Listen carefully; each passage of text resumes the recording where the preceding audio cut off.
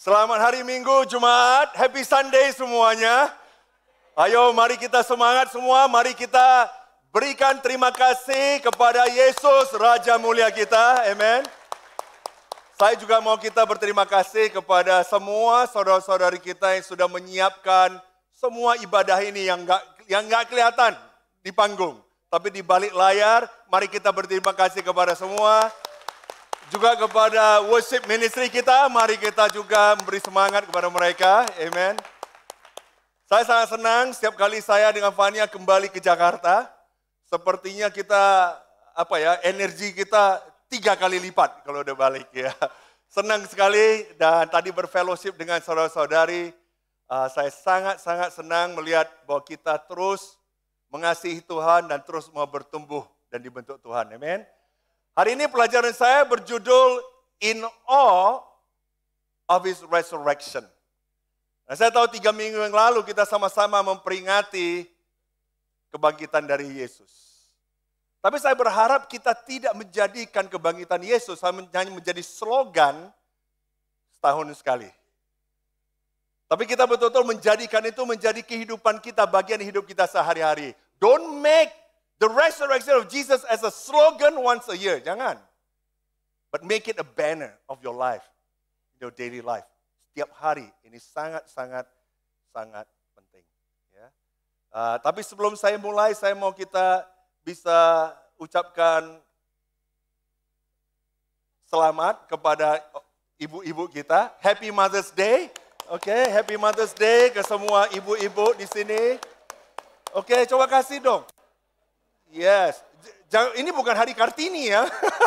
Happy Mother's Day seluruh dunia.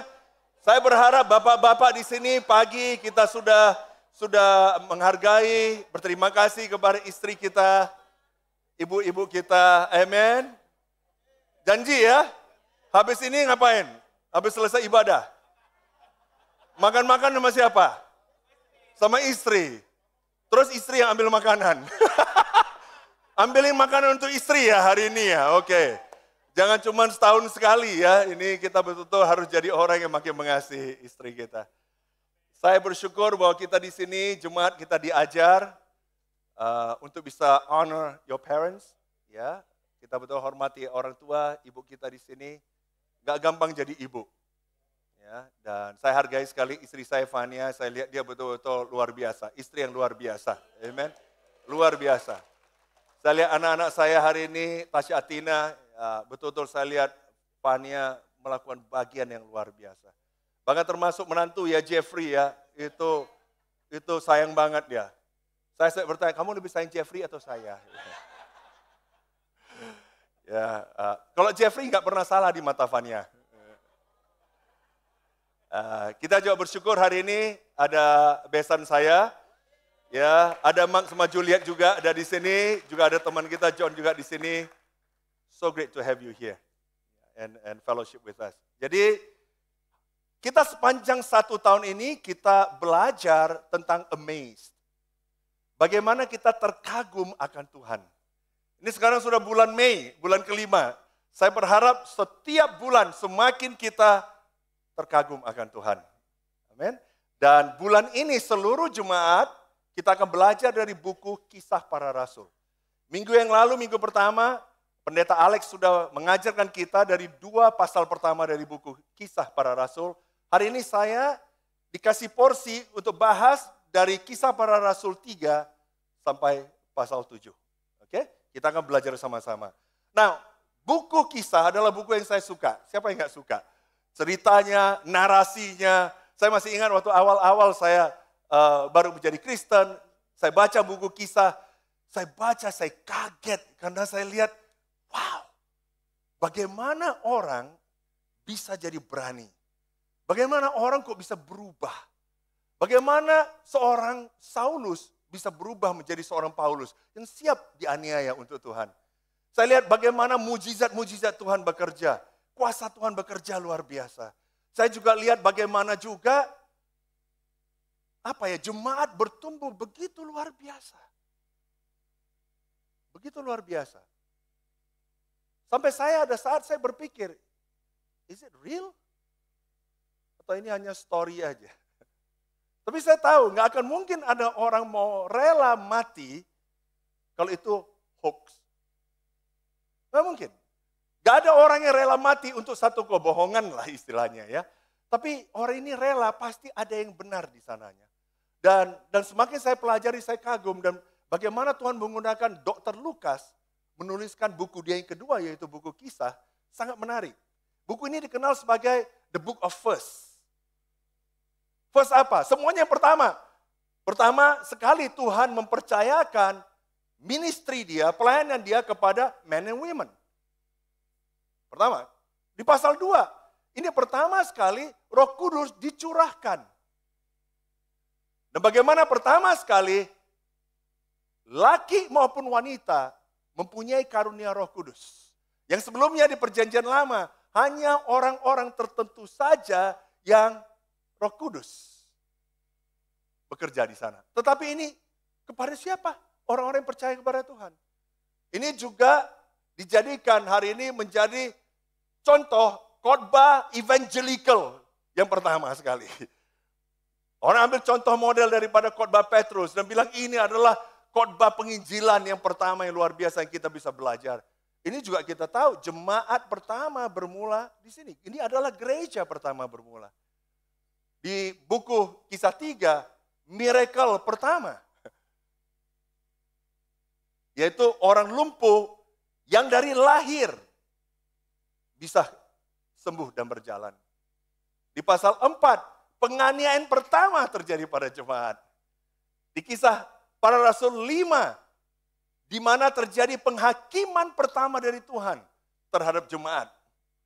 Karena berbohong, Ananias Safira berbohong. Kisah Para Rasul 6, di mana diaken pertama diangkat. Karena adanya kebutuhan dalam jemaat. Di Kisah Para Rasul 7, martir Kristen yang pertama. Kita bisa lihat semua yang pertama-pertama. 8, orang Samaria pertama.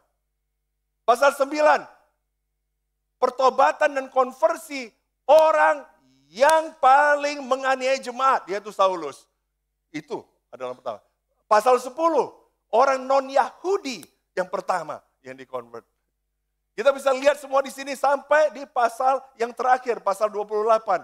Yaitu deklarasi proklamasi Injil yang pertama di Roma sebagai pusat daripada Roman Empire.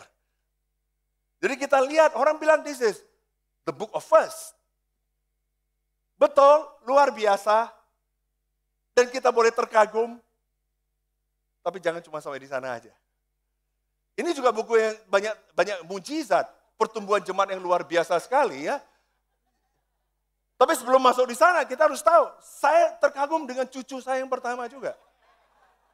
I'm in awe. Saya lihat itu cucu pertama, saya lihat seperti nggak pernah lihat bayi. Waktu saya peluk, saya terkagum. Amazed.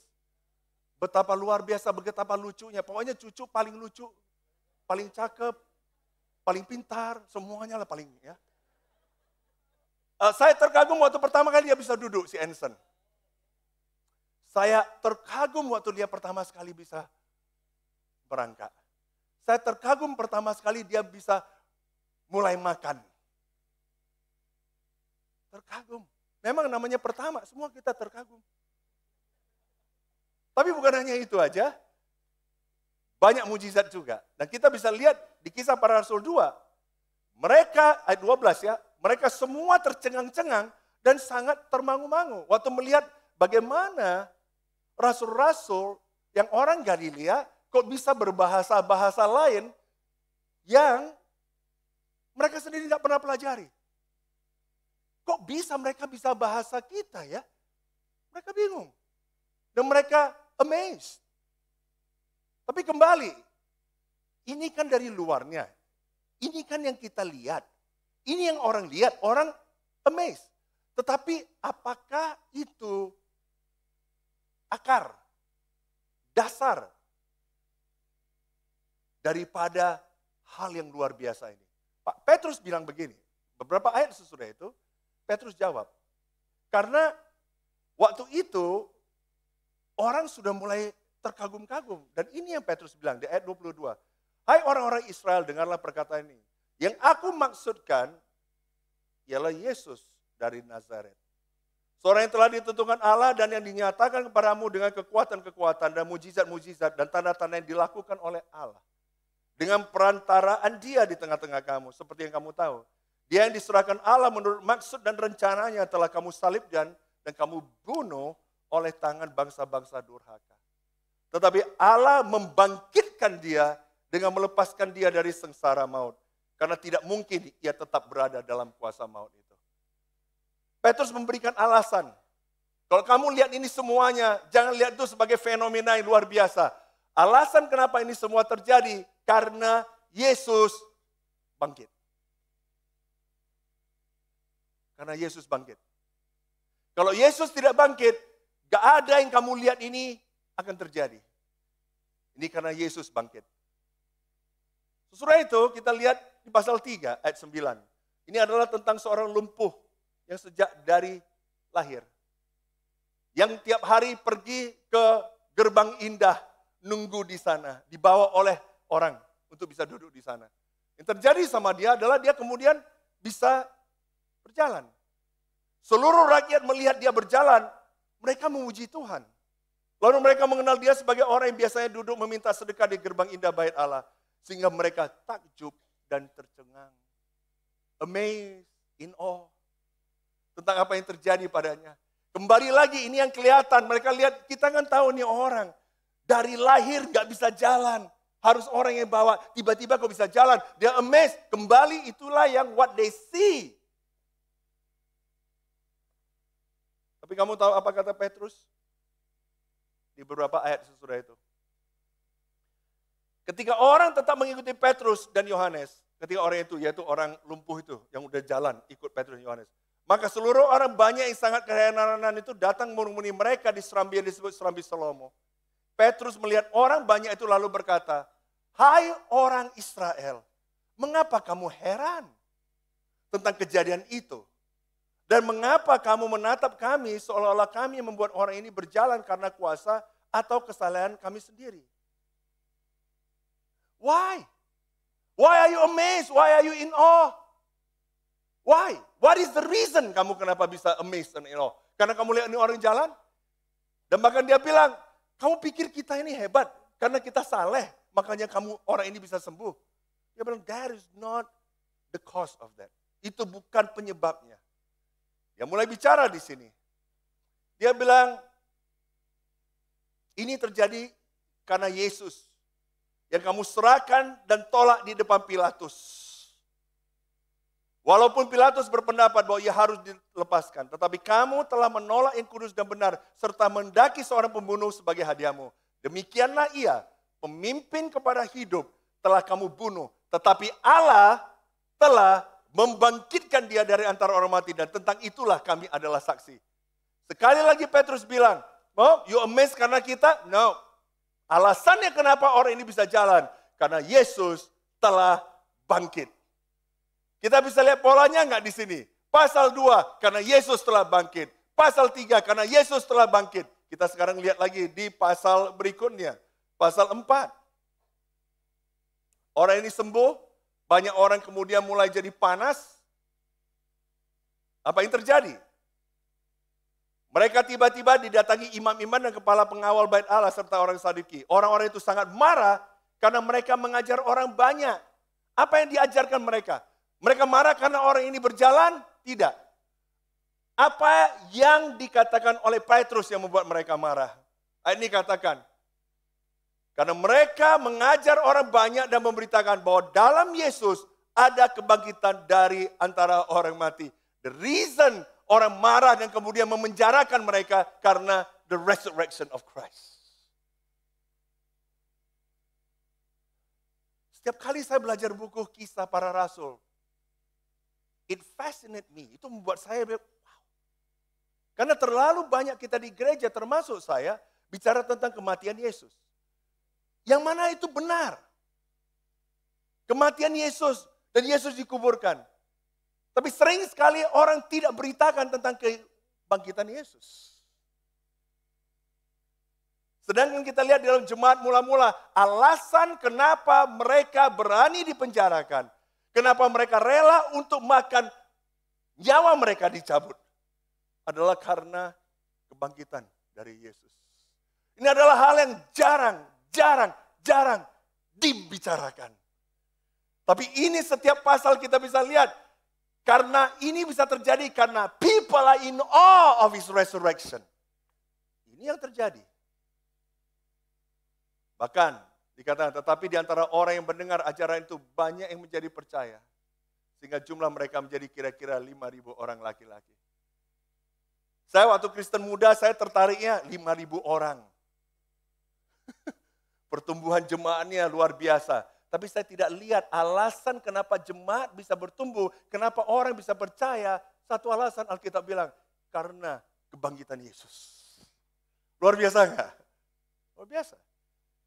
Di pasal 5. Tapi Petrus dan Rasul itu menjawab katanya, kita harus lebih taat kepada Allah daripada kepada manusia. Petrus yang penakut, yang nyangkal Yesus. Kok bisa tiba-tiba berani? Apakah mungkin karena dia banyak nonton film yang membuat dia jadi berani?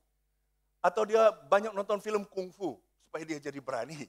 Atau dia ikut kelas coaching sehingga dia bisa jadi lebih berani. Atau dia mungkin lewat ikut kelas-kelas supaya bisa lebih confident. Bukan. Ini katakan Petrus menjadi berani dan dia bisa bilang, lebih baik gua taat sama Tuhan daripada sama kamu. Kenapa dia bisa berani ngomong itu? Ayat berikut bilang, Allah nenek moyang kita telah membangkitkan Yesus yang kamu gantungkan pada kayu salib dan kamu bunuh. Kembali dia bilang, the reason dia bisa berani, because of the resurrection of Christ. Setiap pasal, setiap halaman kita lihat, karena kebangkitan Yesus. How can we miss it? Ini luar biasa sekali. Kita lihat Stefanus, kisah para Rasul 7. Apakah mungkin yang membuat Stefanus, waktu dia dilempari batu, waktu dia dirajam, dia bisa senyum? Apakah mungkin? Karena kebangkitan Kristus. Dia sangat mengerti itu. Dia sangat percaya itu. Apakah mungkin? Lihat apa yang terjadi di sekelilingnya ya. Yang terjadi adalah bayangkan mahkamah agama itu walaupun mereka tertusuk hatinya, tapi mereka marah. Dan kamu tahu, cara orang Yahudi menggambarkan marah adalah dengan gnashing of teeth. Gertakan gigi. Saking marahnya. Pernah kamu lihat orang marah sampai gigi ini? Pernah? Belum pernah? Wah ini memang jemaat yang luar biasa, nggak pernah marah punya ini jemaat ya. Saya pernah ketemu orang yang sangat marah, dia nggak pukul, dia cuma duduk. Tiba-tiba saya dengar, ada giginya mereka. Saya teringat ayat ini. Marah sekali. Dan bukan hanya berhenti di sana, mereka kemudian berteriak-teriak dan sambil menutup telinga serentak menyerbu dia. Jadi tahu nggak, bukan hanya marah, mereka mulai tutup telinganya, mereka nggak mau dengar apa yang Stefanus. Jadi seperti anak kecil, nggak mau dengar. Apanya yang membuat sampai mereka tidak mau dengar? Kebangkitan Yesus. Very powerful. Udah itu mereka menyeret dia keluar kota karena nggak mau ya, nggak bisa dalam kota. Ini di luar kota ini. Lempari dia, bunuh dia. Ini yang dilakukan orang. Bayangkan kalau kamu di dalam situasi keadaan seperti itu, how would you feel? Apa sih yang dikatakan oleh Stefanus sampai mereka begitu marah? Saya mau kita sini pulang, kita baca nanti konteks sebelumnya. Baca sendiri, kita nggak punya waktu untuk baca itu, tapi saya simpulkan di sini. Ini adalah yang dikatakan oleh Stefanus. Stefanus mulai cerita, dia bawa ke sejarah 1100 tahun sebelumnya. Went back all the way sampai Abraham. Yang pertama dia bicara adalah patriark. Itu ayat 2 sampai 19. Dia bicara tentang Abraham, Isa, Yakub, Yusuf. Waktu dia bicara tentang itu, kamu tahu nggak orang Yahudi? I like it. Kemudian dia mulai ayat 20 sampai 43, dia mulai bicara tentang the prophets, nabi-nabi. Tapi terutama Nabi Musa dia bicara. Habis dia selesai bicara itu, orang masih, it's good. Alright. Kita juga tahu. Belum marah. Berikutnya, di ayat 44 sampai 50. Dia bicara tentang the place. Yaitu Bait Allah, the temple.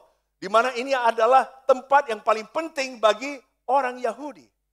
Dan waktu dia bicara Bait Allah, orang juga sinkron kita, cocok kita semua di sini.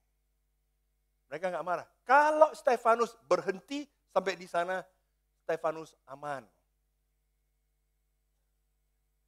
Kisah para Rasul 7 nggak akan tertulis seperti itu. Tapi Stefanus, dia keluar dari comfort zone. Karena dia nggak bisa bicara tentang patriark, dia nggak bisa bicara tentang prophet, dia nggak bisa bicara tentang place, walaupun ini semuanya glorious. Dia bilang nggak bisa, I have to talk about the person. Saya harus bicara tentang the person, yaitu Yesus itu sendiri. Waktu dia bicara tentang Yesus itu, itulah kenapa orang marah. Kamu tahu kita sebagai orang Kristen, sangat gampang kita bisa bicara, oh ya kenapa saya ke gereja, karena pernikahan saya dibantu. Oh, karena anak saya sekarang bertumbuh. Wah, karena di sini ada kasih. Kita boleh bicara itu, semuanya bagus, semuanya benar. But that's your comfort zone. That's my comfort zone. Berani nggak kita bicara? Take a step further. Dan kita bicara. Alasan saya ada di dalam jemaat, alasan hari ini saya lakukan apa yang saya lakukan. Karena Yesus bangkit. Kita bicara the person, bukan the benefit. Hari ini saya dengar orang bilang, oh saya dikenalin. Ini pendetanya ini yang nolong saya, amin. Saya mau bilang terus terang, itu yang kelihatan dari luar. Yang bisa mengubahkan pernikahan kita, yang bisa mengubahkan keluarga kita, hanya Yesus. Kuasa Yesus. Jangan pernah kita ceritakan benefit-benefit yang ada, walaupun itu betul terjadi, tapi kita lupa dan kita tinggalkan untuk bicara tentang Yesus. Kita harus bicara tentang the person. Bahkan berani bicara tentang kuasa kebangkitan dia. Yesus mati di kayu salib, amin. Karena itu dosa Anda dan saya bisa diampuni. Yesus yang mengambil hukuman itu semua, amin, bersyukur. Tapi Yesus bangkit, makanya Anda dan saya punya kehidupan yang berbeda hari ini. Saya sangat sedih melihat orang Kristen yang hari ini cuma enjoy the death of Jesus, the burial of Jesus, tapi tidak mau percaya kuasa kebangkitan Yesus yang bisa ubahkan apa saja dalam hidup kita. Mungkin nggak kita punya a dead service with a living God? Saya ulang lagi, mungkin nggak kita bisa punya a dead marriage, dead family with a living Christ? Mungkin atau tidak? Tapi hari ini yang terjadi. Many dead church, banyak sekali dead small group, banyak sekali dead family. Mengapa? Tapi orang ini bilang, gue percaya Yesus mati di kayu salib. Kalau Yesus mati di kayu salib, jangan berhenti. That is true, tapi itu partly true. Kita harus berani bicara kebangkitan dia. Karena kuasa kebangkitan adalah yang membuat buku kisah tertulis seperti itu.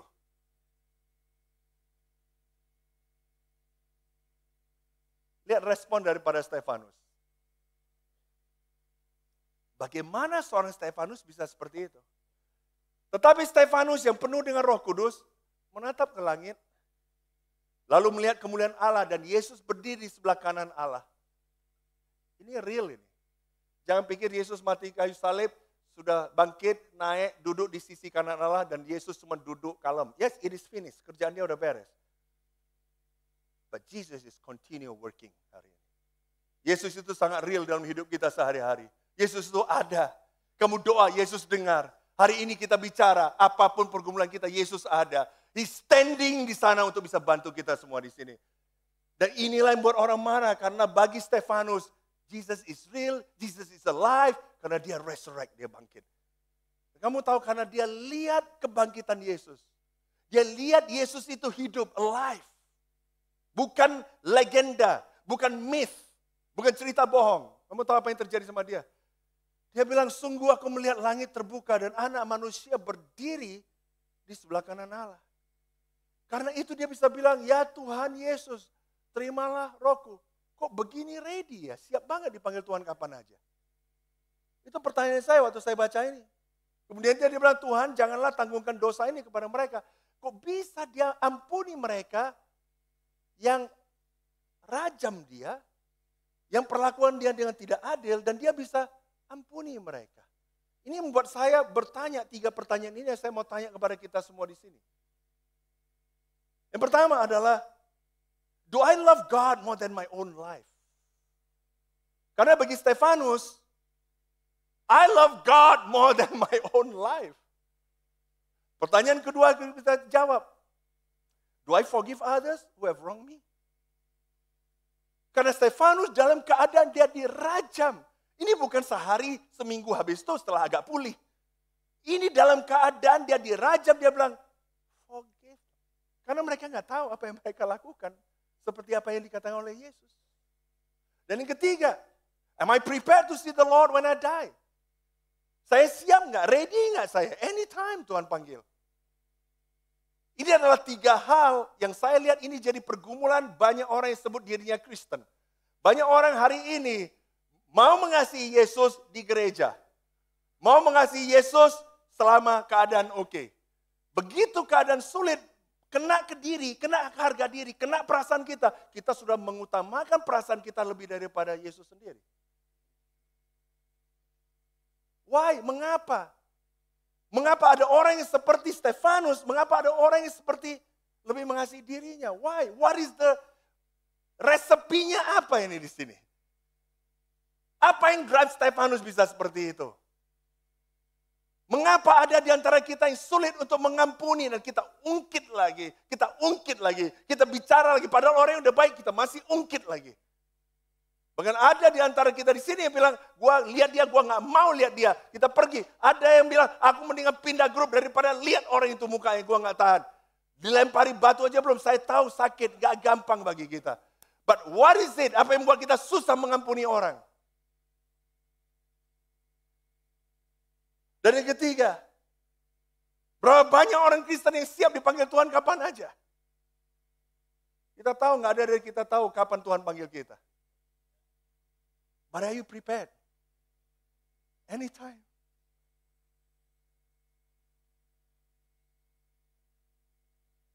Rahasianya adalah karena Stefanus. Dia in awe of Jesus' resurrection. Petrus kenapa berani di penjara. Dan mereka bahkan dalam penjara bisa bergembira. Karena dia in awe of his resurrection. Kenapa jemaat mula-mula saudara-saudari kita dibakar, dijadikan pilar untuk jadi api dibakar. Zaman Kaisar Nero. Mereka kemudian diberikan binatang buas dan mereka disikat binatang buas. Dan mereka bisa lihat why. Because they are in awe of the resurrection of Christ. Bisakah kita hari ini, waktu kita sedang mengalami pergumulan, kita bisa bilang, karena kebangkitan Yesus, saya bisa mengampuni.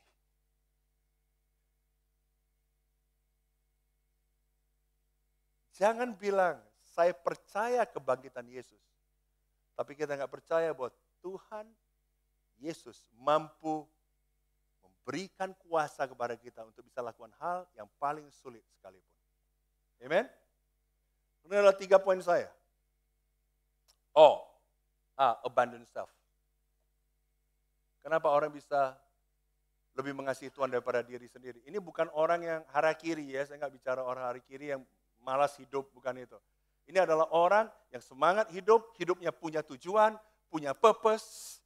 Dia excited tentang hidup dia, tetapi seberapa dia excited tentang diri hidupnya, seberapa dia diberkati Tuhan, tetap dia mau mengasihi Yesus lebih daripada hidupnya sendiri.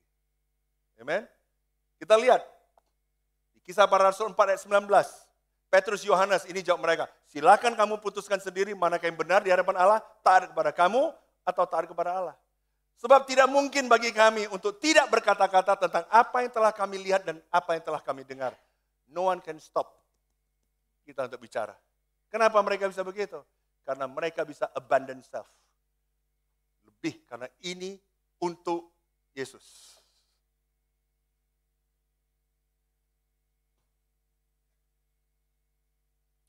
Sudah berapa lama kita ikut Yesus? Ada yang 10 tahun? Ada yang 20 tahun? Saya mau tanya, berapa sering kita bicara tentang Yesus? Oh, saya ada kok ngundang orang, betul. Jangan ngundang orang dengan, oh ya datang kok, orangnya baik-baik. Nanti datang sini, lihat ada orang nggak baik, kecewa dia. Datang kok ke sini, orangnya friendly, tiba-tiba datang lagi kenalin, orangnya kurang friendly. Mundur dia. Manusia itu berubah. Manusia itu tidak bisa diandalkan. Yang kita bisa andalkan adalah Yesus. Karena dia sama kemarin, hari ini, dan selama-lamanya. Amin. Kenapa kita nggak datang waktu undang orang? Kenapa? Karena saya mau kamu kenal seorang yang luar biasa yang ubahkan saya. Siapa itu? Pendeta Harlem. Jangan salah.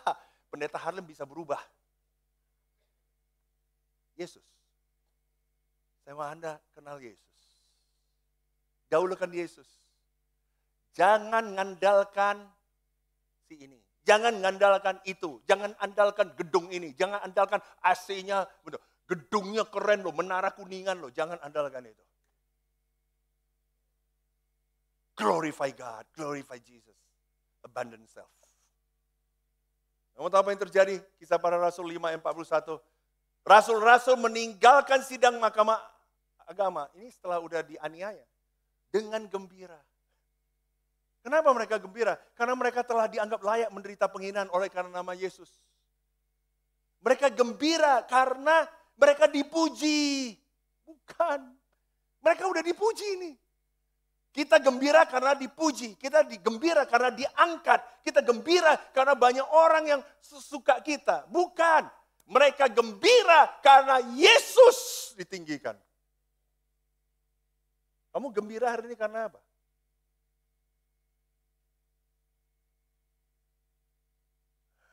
Karena He likes me. Silakan. Sebagai manusia, silakan.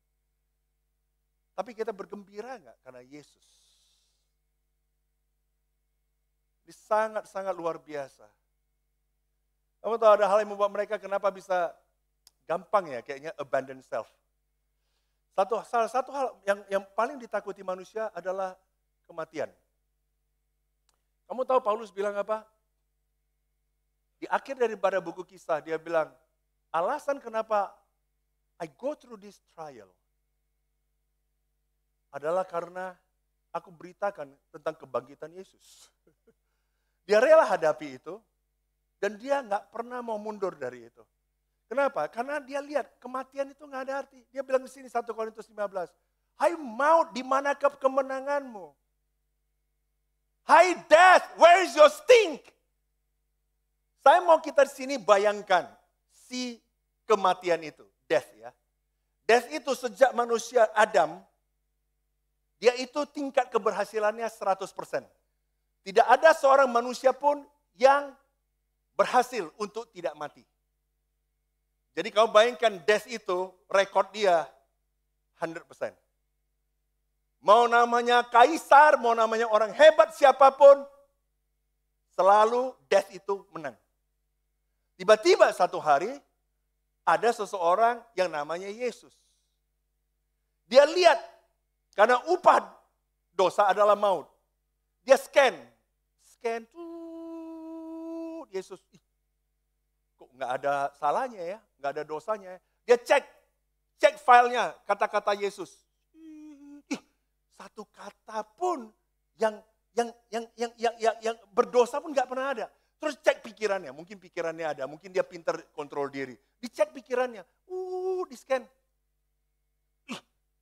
Berpikir jahat sekalipun nggak pernah. Kemudian udah kesel ini death ini, kematian ini. Coba cari salah, di scan sana, di scan semuanya, nggak bisa dapat. Pertama sekali death bilang, kalah gue. Kau bisa bayangkan nggak perasaan si death ini? Rekod 100%. Tiba-tiba kalah pertama sekali. Kamu bisa bayangkan nggak keselnya itu? Ini yang terjadi. Dia kalah dan dia berusaha nggak bisa. Bangkit lagi, ampun. Dia tahu. Dia tidak bisa menang. Tapi dia pikir no problem. Manusia lain masih ada. Tiba-tiba sekarang pengikut Yesus, yang punya iman sama Yesus, pengikut Yesus juga ini. Dia lihat, dia scan. Ini pasti ini, gua tahu ini banyak buat dosa. Di scan, nggak bisa, karena darah Yesus menutupi itu. Setiap kali cek, righteous. Tapi kan dia ada righteous, karena dia di dalam Kristus. Kemudian dia kesal, berarti gua nggak bisa. Inilah keyakinan jemaat mula-mula, di mana mereka bilang, Death, where is your sting? Mana sengatmu? Mana sengatmu? Where is your sting? Gak bisa. Frustrasi. Death itu frustrasi, kesel. Dan dia berusaha mau menipu kita, condemn kita orang yang sudah percaya Yesus, membuat kita jadi mau meninggalkan Yesus. Sedangkan semua dosa kita, rasa bersalah kita, masa lalu kita, semua sudah diampuni Yesus. Dan dia nggak suka. Dia mulai masuk dalam pikiran kita, dia tuduh kita. Kita pakai saudara-saudara kita untuk menuduh kita, untuk melihat kita, padahal kita dalam Kristus luar biasa. Kamu tahu yang membuat jemaat mula-mula bisa berdiri teguh, enggak goyah, giat selalu dalam pekerjaan Tuhan. Adalah karena ini. Kenapa mereka willing to abandon self? Karena death has no more sting.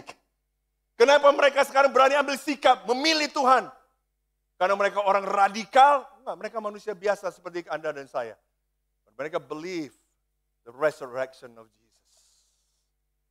Ini yang terjadi, ini very powerful. Very powerful. Hal yang kedua yang saya mau bicara adalah wipe the slate. Wipe the slate. Hapuskan apa yang sudah tertulis, apa yang sudah terukir di dalam batu tulis slate itu. Saya mau bicarakan ini karena inilah yang membuat kenapa orang yang in awe of his resurrection bisa tidak hidup di masa lalu lagi. Inilah yang menyebabkan kenapa Stefanus bisa dengan gampang mengampuni, wipe the slate daripada apa yang orang sudah lakukan kepada dia. Wipe the wrong daripada apa yang orang lakukan pada dia. Mengapa? Saya mau kita lihat di sini ya. This is amazing. Ya.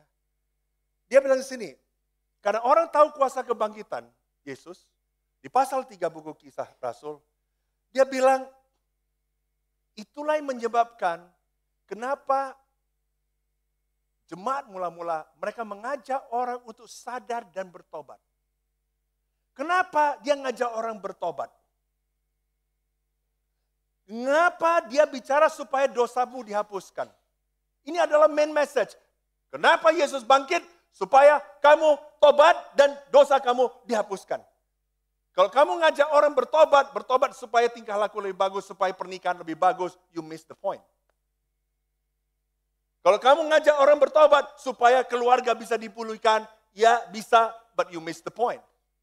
Alasan Anda dan saya bertobat, alasan saya, kamu dan saya percaya bahwa kita bisa bertobat, tinggalkan masa lalu kita. Because Jesus resurrect. Tidak ada dari kita di sini bilang, gua nggak bisa berubah. Semuanya bisa. Kenapa? Because Yesus bangkit. Yesus bangkit, wipe The slate. Hidup lama kamu. Habis. Kamu nggak usah dwell in the past. Nggak perlu kamu tinggal masa lalu kamu. Nggak perlu. Nggak perlu. Saya lihat sekeliling di sini. Berapa banyak kita di sini yang ditipu iblis. Supaya kita bilang, lu nggak bisa berubah dari masa lalu kamu. Saya datang dari latar belakang orang yang egois. Saya tidak suka bergaul. Saya cuma suka komputer di kamar saya, udah sendiri. Orang mau mati di luar, semuanya nggak peduli. Introvert. Fania kenal saya. Dia dulu tanya saya, bagaimana kamu happy atau sedih? Oke, semua oke, flat, hidup saya flat. Self-righteous. Saya hanya mau bicara dengan orang yang frekuensinya nyambung. Kalau agak rendah dikit, tidak mau. Karena buat saya jadi IQ turun. Itu saya. Sombong. Kelihatan baik di luar. Kamu tahu waktu saya kenal tentang Injil. Dan saya belajar. That I have hope. Bahwa saya bisa wipe the slate of my life. Saya berasal dari keluarga yang broken home. Saya nggak kenal bapak saya. Saya ketemu dengan orang-orang bisa bilang, jangan sama dia, ini broken home. That was my past. Tapi saya percaya pertama sekali, ini bisa wipe the slate. Saya ambil keputusan ikut Tuhan Yesus. Dan itu ubahkan saya. Saya mau kita semua di sini percaya, siapapun yang datang hari ini, pertama kali atau apa, kebangkitan Yesus bisa menghapuskan semua masa lalu kamu. Kita senantiasa bisa belajar dari masa lalu. We can always learn from our past, but never dwell in the past. Ngerti nggak semua di sini? Pasal 5, kembali dia bilang lagi, berkali-kali, supaya apa? Kenapa Tuhan tinggikan Yesus? Kenapa Tuhan bangkitkan Yesus? Dia bilang alasan supaya Israel dapat bertobat dan menerima pengampunan dosa. That's the reason. Ada satu lagi saya mau tunjukkan. Ini orang sering miss. Di Kisah Para Rasul 4 ayat 32 dan 35. Saya bacakan. Sering sekali kita baca lewat yang tengahnya. Nanti saya bicara ya, saya akan baca. Tapi lihat di sini. Di ayat 32. Adapun kumpulan orang yang telah percaya itu, mereka sehati dan sejiwa, dan tidak seorang pun yang berkata bahwa sesuatu dari kepunyaan adalah milik sendiri. Tapi segala sesuatu adalah kepunyaan mereka bersama. Sebab tidak ada seorang pun yang berkekurangan di antara mereka. Karena semua orang yang mempunyai tanah atau rumah menjual kepunyaan itu dan hasil penjualan itu mereka bawa dan mereka letakkan depan kaki rasul-rasul lalu dibagi-bagikan kepada setiap orang sesuai dengan keperluannya. Saya baca kisah 2, saya baca kisah 4, saya bilang gila. Gimana orang dengan sukarela jual hartanya dan bisa bagikan ke orang yang bukan saudara dia. Kembali saya mau bilang, saya mau kualifikasi di sini, ini bukan sosialisme. Don't get me wrong. Ini survivalism. Karena saat itu jemaat dianiaya luar biasa. Karena dianiaya banyak orang kehilangan harta, banyak orang kehilangan pekerjaan mereka. Dan untuk supaya orang bisa survive, yang namanya jemaat, yang namanya murid Tuhan, mereka saling berbagi di sana. Ini yang terjadi. Waktu kamu baca dalam Bible, ingat, this is not a pattern. Jadi jangan kita ambil yang namanya sekali-sekali kita buat pattern. Akhirnya kita bilang, ada orang yang datang sama saya, Alkitab itu sosialisme. Dan tunjukkan ayat ini. Saya bilang, no. This is survivalism. Untuk mereka bisa survive. Oke?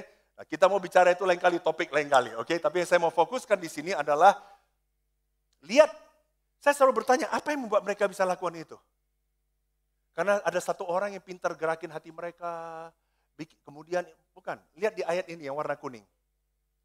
Dan dengan kuasa yang besar, rasul-rasul memberi kesaksian tentang kebangkitan Tuhan Yesus. Dan mereka semua hidup dalam kasih karunia yang berlimpah-limpah. What is the main reason? What is the driving force? The resurrection of Jesus. Itulah yang membuat mereka bisa penuh dengan kasih karunia yang berlimpah-limpah. Yang membuat mereka jadi orang yang very generous. Karena apa? Kebangkitan Yesus. Jangan kamu jadi orang yang generous karena kamu lagi banyak diberkati secara financial. Walaupun itu bagus. Jangan jadi orang yang kamu jadi generous karena kamu lagi senang sama pendetanya. Walaupun itu bagus. Jadilah orang generous. Because one and only reason. Because Jesus resurrect. How beautiful. How powerful. Dan itu yang drive mereka. Tapi kita sering lewat ini. Saya mau bagi ini karena banyak ayat ini bilang, oh kamu lihat orang yang pelit, orang yang dulu nggak generous bisa berubah. Kenapa? Karena kuasa kebangkitan Yesus. Tapi ini yang jarang dibicarakan.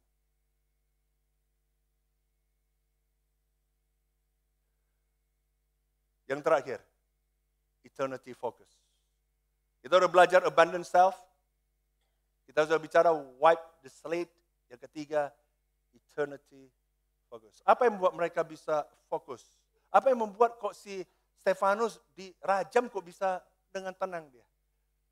Dia nggak fokus kepada yang present di sini. Sakitnya dia, darahnya dia, feeling dia nggak fokus itu. Dia fokus kemana? What is ahead? What is ahead? Lihat di sini. Yang membuat Stefanus bisa itu karena dia siap. Tuhan kapan aja lu mau panggil gua, siap. Ini salah satu contoh dari Paulus juga. Paulus bilang bahwa alasan dia waktu di Athena, kota Athena, dia bilang kepada mereka, kamu tahu kenapa semua orang harus bertobat? Karena dia bilang akan ada waktu di mana Yesus akan datang dan mengadili, menghakimi semua orang. Dia sangat percaya bahwa hanya satu orang yang bisa adili dan hakimi, dan itu dengan sangat adil, yang namanya Yesus Kristus. Saya mau bicara ini pertama-tama saya mau bilang jangan pernah biarkan orang judge you. Nah, orang bisa make the judgment. Bedakan right judgment dengan bad judgment. Kita perlu ada right judgment. Tapi judging orang tidak ada. Karena hanya ada satu. Saya tidak membiarkan orang lain judge saya. Saya hanya biarkan Tuhan Yesus judge saya. Tapi saya mau dengar feedback dari orang.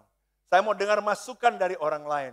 Saya mau dengar nasihat, guidance dari orang. Saya bisa belajar dari orang. Tapi never allow any man to judge you karena nggak ada seorang manusia yang mampu. Oke, ini sangat penting. Nah sekarang, itu alasan kenapa Stefanus, Paulus kok siap. Karena mereka tahu, I'm a sinner, but my righteousness adalah karena Kristus, because I'm in Christ, and I'm ready. Ada hal saya lakukan, I repent. I confess my sin, I'm ready. Jangan kita ada dosa, kita hanging di sana, kita biarkan. Kita marah orang, enggak ini, kita biarkan. Tunggu dulu ibadah minggu depan. Tunggu siapa khotbah lagi. Jangan begitu.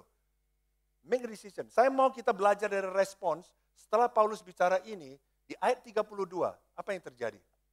Ketika mereka mendengar tentang kebangkitan orang mati, kembali setelah mereka dengar Paulus bicara tentang the resurrection of Christ. Tahu apa yang mereka bilang? Maka ada yang mengejek, sneer. Halo. Dan ada yang berkata, lain kali saja kami mendengar engkau berbicara tentang hal itu. Lalu Paulus pergi meninggalkan mereka. Tetapi beberapa orang laki-laki menggabungkan diri dengan dia dan menjadi percaya. Hanya ada 3 respons hari ini. Saya doa tadi pagi. Supaya kita bisa respons yang ketiga. Tapi saya mau jelaskan yang pertama. Yang mengejek. Dan saya nggak tahu siapa yang hari ini datang di sini, kita dengar tentang kebangkitan Yesus. Dan kita bilang, yalah.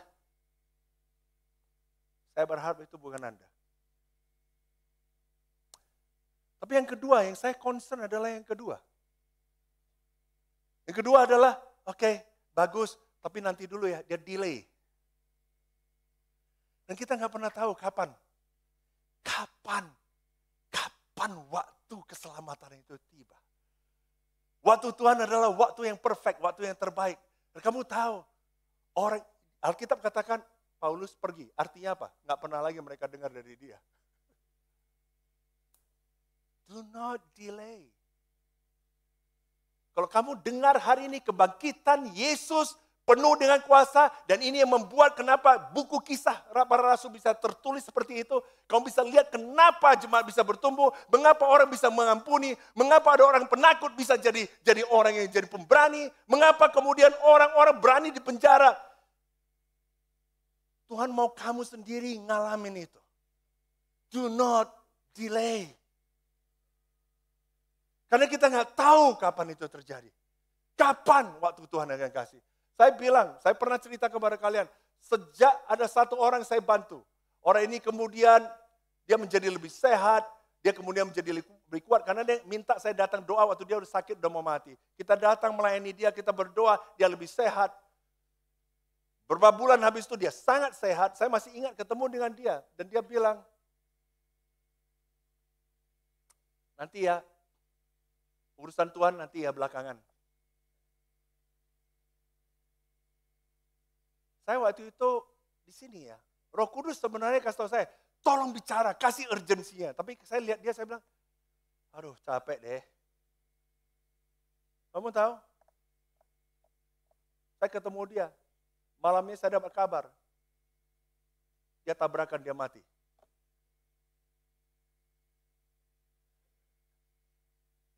I regret it in my life. Bahwa saya tidak kasih urgensi itu. Saya buat janji sama Tuhan, I make a vow sama Tuhan. I will not let people delay.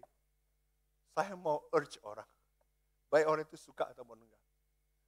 Saya ada orang di antara kita di sini yang tahu kita harus benar sama Tuhan. Kita harus memberi diri kita dibaptis. Kita masih delay.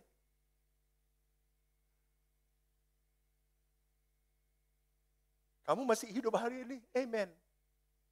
Tapi jangan pikir karena kamu hidup hari ini, you'll be okay. Saya bilang kepada keluarga, satu sama lain, ampuni satu sama lain. Don't delay. Kamu harus datang mengasihi, ini keluarga kamu sendiri. Why delay? My pride. So what?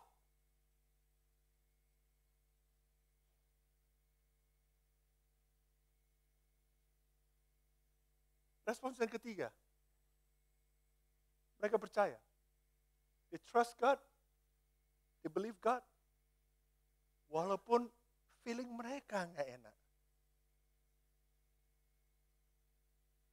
Mereka tetap mau percaya apa yang Tuhan rancangkan pasti terbaik, pasti lebih baik. Dan mereka rela tanggalkan apa yang selama ini mereka pegang. What is your response today? What is your response? What is your response? Saya berharap hari ini we can respond in awe of His resurrection. Karena itu sangat luar biasa buat kita bisa abandon self. Bisa buat kita wipe the slate. Dan buat kita bisa menjadi orang eternity focus rather than problem focus, pride focus, self focus, excuse focus. Amen.